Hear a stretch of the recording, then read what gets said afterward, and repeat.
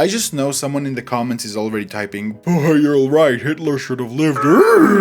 But hang on, it's not that simple. Because here's the thing, every one of us has that one person we absolutely despise. Someone we think should never have this much power. That includes the leaders of repressive regimes like Iran, North Korea, China, Russia, or simply a public figure with policies and opinions you disagree with. They frustrate us and make us hate the way they run things so much that we start to believe the only way to solve this frustration is by killing them. That feeling is understandable. But here's where it always falls apart. We don't stop to ask what happens after they're dead, and that's the part no one talks about.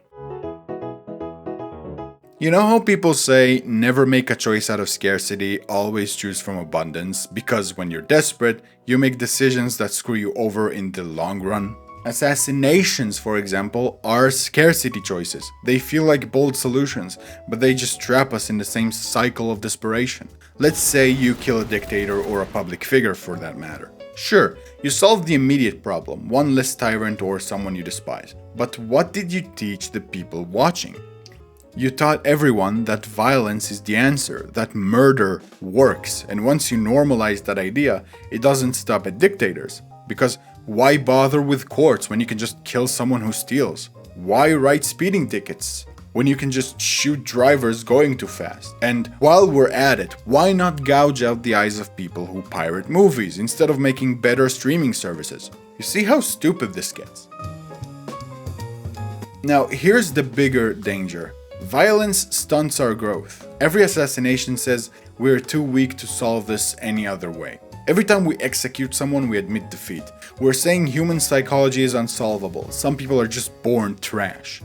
But think about it this way. We used to say the same thing about problem kids. People thought they were just born hopeless until ADHD was finally recognized in the 70s. So what if we kill a criminal today and 10 years later science discovers a way to reach them? That so-called lost cause could have been a resource, a contributor, maybe even a living reminder that change is possible.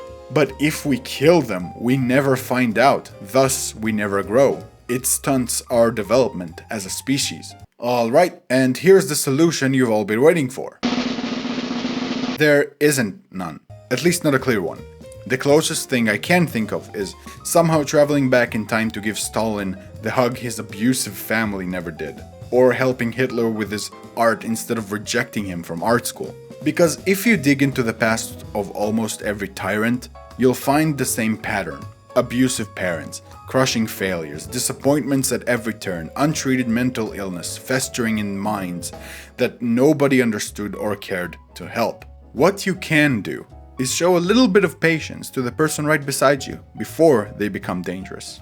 You could be whatever stops them from becoming a monster 10 years from now. It's not satisfying, I know. It's not heroic. But it's what each and every one of us can do right now. Thanks for watching, and as always, have a pleasant day.